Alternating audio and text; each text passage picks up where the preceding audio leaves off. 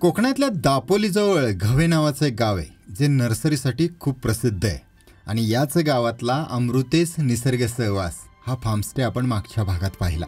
तिथल्या सुविधा, sunset trail या गोष्टी आपण पाहिल्या. आजच्या भागामध्ये या निसर्ग सहवासात राहून जंगलातील सिक्रेट वॉटरफॉलचा ट्रेल आणि त्याचा अविस्मरणीय अनुभव, तिथल्या नर्सरीतील झाडांची कधी न ऐकलेली सुंदर अशी माहिती या आजच्या सफरीमध्ये, आजच्या व्हिडिओमध्ये आपण पाहणार आहोत.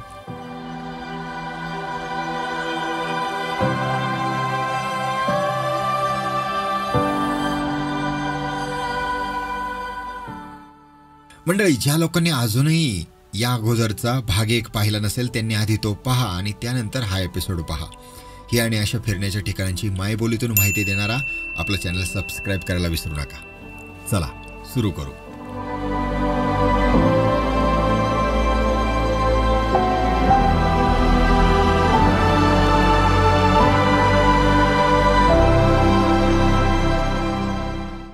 दापोलीच्या अमृतेश निसर्ग सहवासमधली ही प्रसन्न सकाळ. नाश्त्याची वेळ झाली. दर दिवशी वेगवेगळ्या नाश्त्याने आपल्या दिवसाची सुरुवात होते.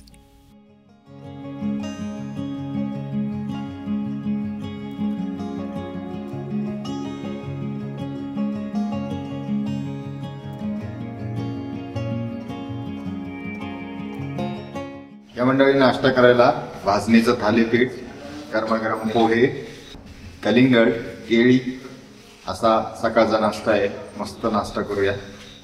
आणि काजूचं सरबत आहे, ते आता मी पहिल्यांदा पिणार आहे.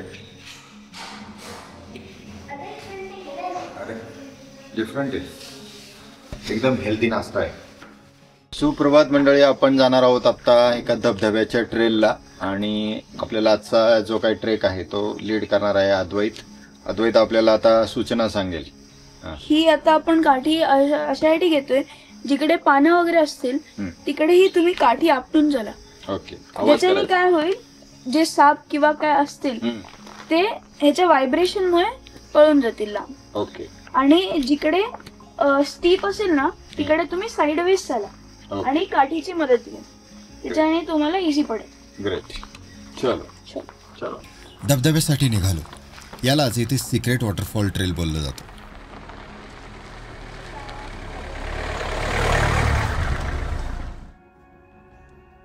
पाच मिनिटं गाडी चालून रस्त्याच्या कडेला पार्क केली गेली.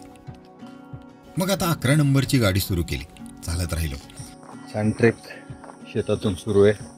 निगडे गावाच्या पुढे निघालोय आपण. किती वेळ लागतो अद्वैत? 45 मिनिट्स. हे अर्जुनाचं फूल आहे. तुम्ही घरामध्ये डेकोरेशन करू शकता. हे बघू शकता. ओके. खूप जायंट अँट आहे.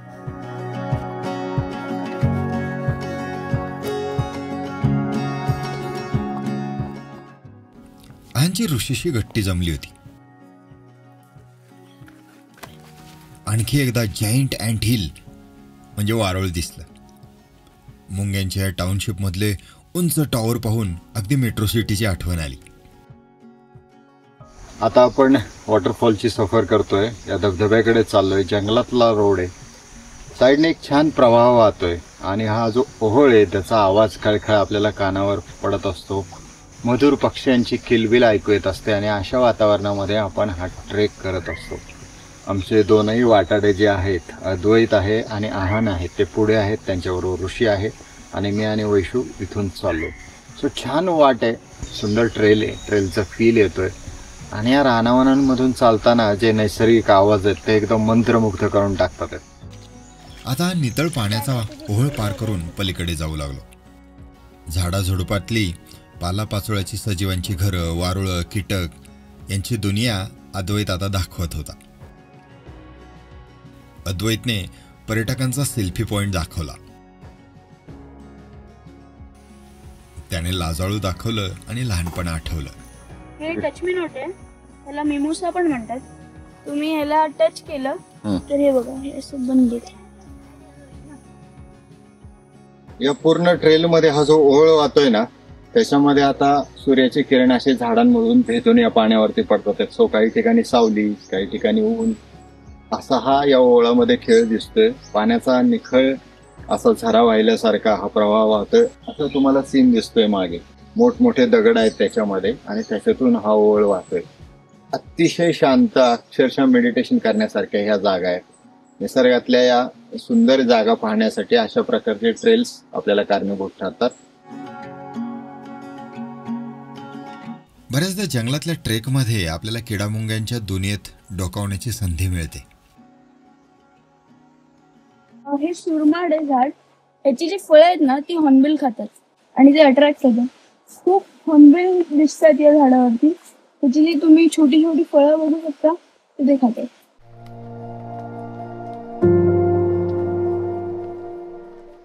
अद्वैतने लहानपणापासूनच या रानवाटांना आपलंसं केलं असावं असं वाटलं.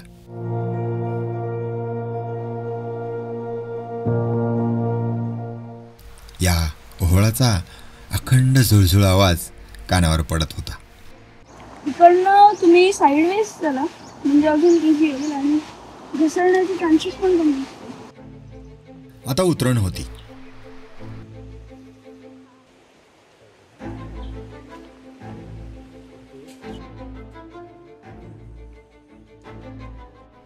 खाली ओहळाच्या पात्रात उतरलो तेव्हा जे काही पाहिलं त्याने मनात एक आनंदाची लहर आली आणि या धबधब्याकडे पाहून जणू आता कोठे धावे मन, तुझे चरण देखील या, भाग गेला सीन गेला, अवघा झाला आनंदू, अशी अवस्था होऊन गेली.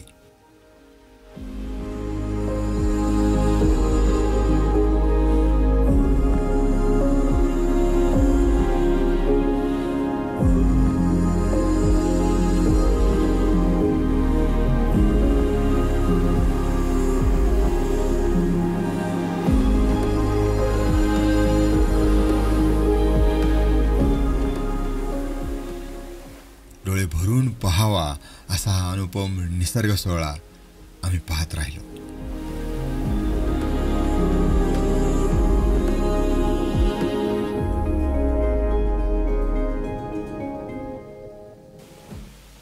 थोका कुठल्या कुठे पळून गेला आणि डोळे भरून पहावा असा हा सीन आम्ही पाण्यात त्या पात्रात पाहतच राहिलो.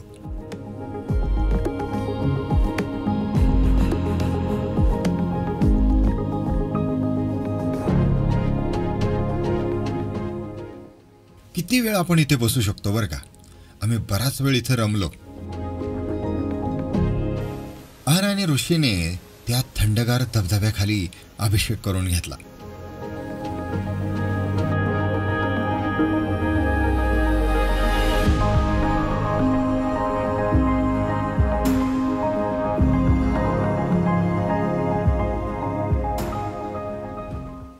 या गव्हे गावातून साधारण 40 ते 45 मिनिटांचा ट्रेक करून आम्ही या जंगलातल्या सुंदर ठिकाणी आलोय. नितळ पाण्याचा, स्वच्छ पाण्याचा जो झरा आहे तो इथून वाहतोय. गर्द झाडीने तो झाकलेला आहे इथून तिथून हा ओळ. आणि एक ठिकाणी त्याचा छान असा धबधबा होतोय. तो धबधबा पाहण्यासाठी आम्ही या पात्रामध्ये आलोय.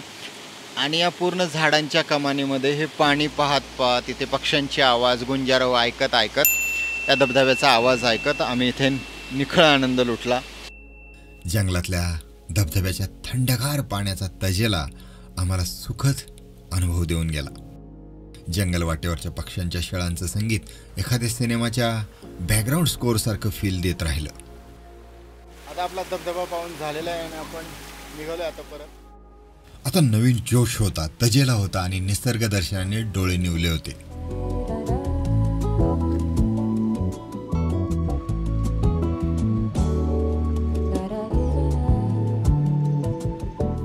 पावलं भराभरा पडत होती.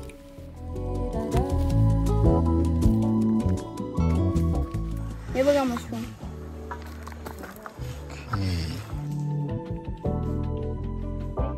मध्येच पारंबी दिसली आणि मोह झाला.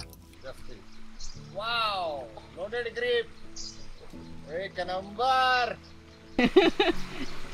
अरे 1 2 पाप्याने 5 मारलेत.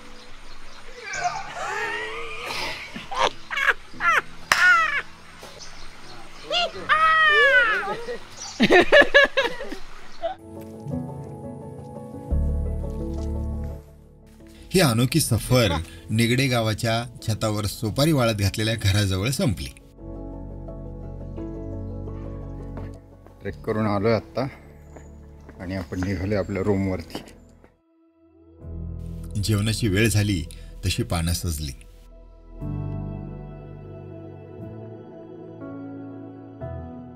व्हेज मेन्यू निवडला आपण. त्याच्यामध्ये आहे भरलं वांग, मसाला वांग, त्याच्यानंतर पिठलं, आमटी आहे, तांदळाची भाकरी, सलाड, ठेचा आहे पिठल्याबरोबर, सोलकढी आहे. आता आपण सुरू करूया.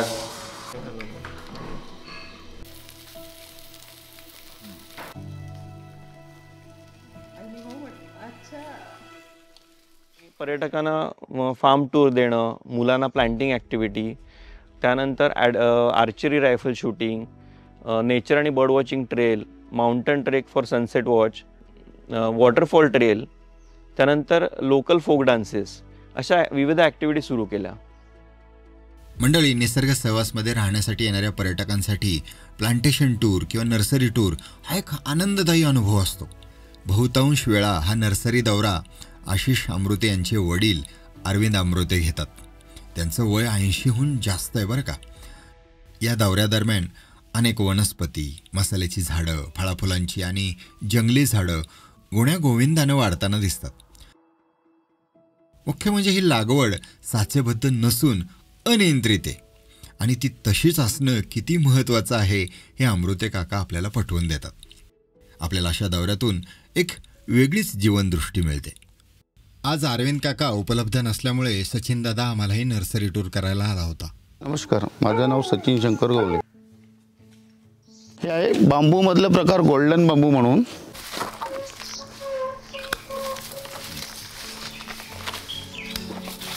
हे गोल्डन बांबूपासून तयार केलेले स्ट्रॉ, जे आत्ता लोक प्लास्टिक जे वापरते ओरिजिनल बांबूपासून तयार केलेली. स्ट्रॉय हे पोकळच असते. हां, पूर्ण पोकळ आहे ते. ही जी बांबूची स्टिक आहे हा अत्यंत चांगला नैसर्गिक प्लास्टिकला पर्याय होऊ शकतो. हे आजच मला कळालंय. किती प्लास्टिकला पर्याय आहेत बघा आपल्याकडे. कधी ना ऐकलेल्या अशा माहितीमुळे ही नर्सरीची टूर खऱ्या अर्थाने रंजक होते. हां, या झाडापासून दालचिनी तयार केली जाते. बरं. आणि हे मसाल्यामध्ये हिचा वापर केला जातो. ते साल काढतात ना? याची साल काढून ती उन्हामध्ये वाळवायची. बरं. अशी गोल रिंग करायची आणि उभे छेद घ्यायचे.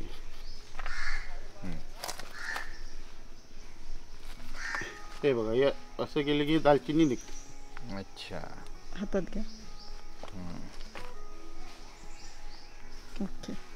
माझ्या हातामध्ये 2 पानं आहेत. एक दालचिनीचं आणि एक तमालपत्राचं आहे. हे दालचिनीचं पान आहे असं रुंद आणि आखूड आहे आणि तमालपत्राच्या झाडाचं पान असं लांब सरळ आहे आणि अरुंद आहे थोडंसं. हे जे दालचिनी आणि तमालपत्र या दोन्ही झाडांमध्ये फरक आहे. बऱ्याच लोकांना तो कळत नाही. हे आहे कोकमचं झाड. हे कोकमाच्या झाडाला फळं लागतात. त्या फळांपासून आपण कोकम सिरप तयार केलं जातं, कोकम आमसुलं तयार केली जातात आणि कोकम आगल तयार केली जाते. हे आपलं मगई पान, खाऊचं पान बोललं जातं याला. मगईचं पान. हां, हे आहे टॅटू फन म्हणून बोलतात त्याला. टॅटू फनचा प्रकार. मी आता तुम्हाला त्याची गंमत दाखवतो. कसं आहे, निसर्गात पण टॅटू आहे, तो पण आपल्याला उठवता येतो आणि काही त्वचेला हार्म न करता, सुई न लावता. वैजयंती तुळस म्हणून बोलतो आपण याला. वैजयंती. हां, ह्याचं एक पान खाल्लं की आपण लवंगेचं टेस्ट असते ना ते आपल्या जिभेला लागते ती. बरं बरं. म्हणून आपण याला लवंग तुळस असं बोलतो. ते कसलं झाड आहे हिरवं? हे आहे स्टॅची टर्पेटा. बऱ्याच ठिकाणी पाहिलेलं झाड आहे. मला याचं नाव माहीत नव्हतं, मी अनेकदा पाहिलं. त्याची टर्पेटा असं नाव सांगितलंय त्यांनी.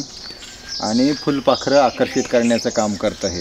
हे औषधी वनस्पतीमध्ये अक्कलकारा ही वनस्पती आहे. बरं. अक्कलकारा. हां, हे म्हणजे औषधांसाठी छोटी वापर. मुलं बोलायला थोडी चोचरी येतात, त्याच्यावरती आहे ते. थोडंसं फुलाचं टोक काढून जेबीच्या टोकावरती ठेवलं की ती थोडी आपली पातळ होण्याचं काम करते. बरं बरं. स्पीच थेरपीवर चालतंय म्हणजे.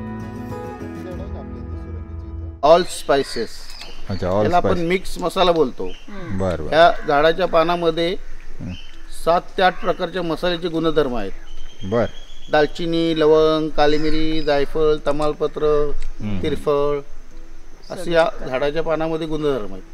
हे झाड आहे आंबेमोर म्हणून. बर. त्याचं पान आहे हां. ते आपलं साधा राईस असेल त्याच्यामध्ये टाकलं तर आंबेमोर राईस सारखा याला वास येतो राईस. अच्छा. बर. मेलाकोना म्हणून प्रकार आहे, बासरीसाठी बांबू आहे. 2 पेरामधलं अंतर बघा. अच्छा, हा, म्हणून याला खास बासरीसाठी हा बांबू वापरतात. आणि हे आहे मुचकुंदाचं झाड. ते आपली जेवणाची डिश असते त्याच्यावरती आपण ते ऑइली जर पदार्थ ठेवले तर ते डिशला लागू नये. झाडाला आपण अनॅटो, बिक्सा आणि शेंद्री ह्या 3 नावाने ओळखतो. ह्या झाडाच्या ह्या आहे त्याचं फळ. फळाच्या आतमध्ये बी आहे ते आपण खाद्य रंग म्हणून याचा वापर करतो. पहिला निसर्गातला रंग हा प्रकार आहे. फुलं खूप देखणी आहेत, त्याला फळं लागतात. फळाचं वजन साधारण एक 7 ते 8 किलो एका फळाचं वजन असतं आणि एवढा खूप कडक फळ असतं. ते कॅनन बॉल म्हणतात. हा, ओके. कॅनन बॉल म्हणतात तेच नाही. कैलासपती. हेलिकोनियाना. हे झाड आहे गौलाकात्री म्हणून. गौलाकात्री. हा, हे याच्या उठण्यामध्ये आपण वापर केला जातो. हे आहे झाड बारबडो चेरी म्हणून. बारबडू चेरी. हा, ह्याच्यावर लाल कलरची चेरी येते आणि पक्षी खूप खाण्यासाठी आकर्षित होतात तिथे. टिकोमा गौडी चौडी. हा, हे गार्डनमध्ये झाड लावलं जातं. बर. आणि ते लांब चोचीचे पक्षी असतात हा हा हा. Humming bird. मध गोळा करण्यासाठी येतात. थॉम्सनी. हा, वेलवर्गीय झाड आहे ते. हा. आणि खूप अशी देखणी फुलं आहेत त्याच्यावर. बर बर बर. आम्ही मुंबई सोडून 77 साली दापोलीला आलो आणि कळलं की गावामध्ये रोजगार नाही. डॉक्टर बाळासाहेब कोकण कृषी विद्यापीठात जाऊन 1 महिन्याचं मी ट्रेनिंग घेतलं आणि मग ते इथे आपल्याकडे आशिष फूड प्रोडक्ट्स म्हणून ही सुरू केली. त्यावेळेस मग आपण कोकम सरबत, पन्ह, नंतर कैरीचं लोणचं, कैरीचं गोड चुंदा, लिंबू लोणचं, लिंबाचं गोड लोणचं, अशा सगळ्या प्रकारची लोणची आणि सरबतांची सुरुवात केली. आणि ही सगळी उत्पादन इथे विक्रीसाठी असतात.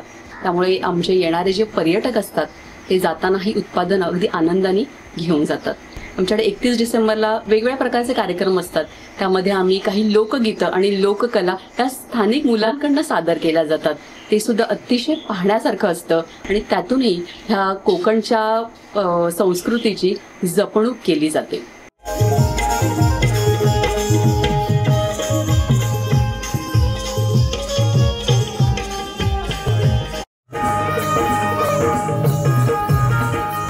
अमृतेज निसर्ग सहवास. अतिशय नावाप्रमाणे निसर्ग सहवासात मागचे 2 दिवस आम्ही राहिलो.